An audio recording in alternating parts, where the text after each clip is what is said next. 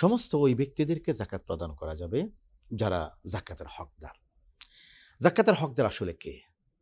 যাকাতের হকদার ওই ব্যক্তি যার কাছে নেশাব পরিমাণ সম্পদ নেই।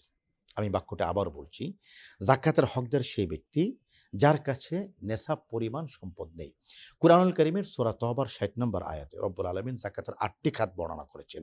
ওই ৮ খাতের বাইরে কাউকে যাকাত প্রদান করা যাবে না। পরিবারের যে সদস্য দরিদ্র, গরিব, তিনি অর্থনৈতিকভাবে সমস্যাগ্রস্ত, তাকে যাকাত প্রদান করা যাবে। শুধুমাত্র উপরে এবং নিচে বাবা এবং মা তাদেরকে যাকাত প্রদান করা যাবে না। ছেলে এবং মেয়ে তাদেরকে যাকাত প্রদান করা যাবে না। ভাই বোনদেরকে যাকাত প্রদান করা যাবে। আত্মীয় স্বজনকে যাকাত প্রদান করা যাবে। ঘনিষ্ঠ আত্মীয়দেরকে যাকাত প্রদান করা যাবে। বন্ধু বান্ধবদেরকে যাকাত প্রদান করা যাবে।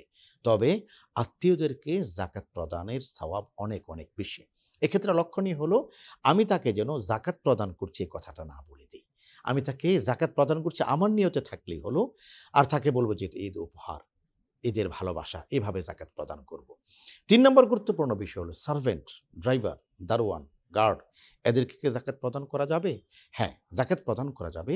তবে দেখতে হবে সেই ব্যক্তি যাকাত গ্রহণের হকদার কিনা।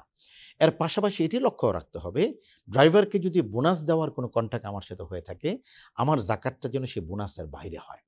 আমি আমার সার্ভেন্টদের মাধ্যমে যতটুকু সেবা গ্রহণ করছি, এই সেবা যেন আমি যাকাতের পরিবর্তে গ্রহণ না করি।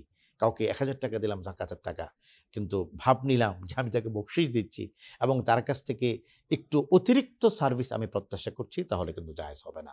যাকাতের সম্পদের কোনো বিনিময় হয় না। আল্লাহ তাআলা আমাদেরকে বোঝার তৌফিক দান করুন।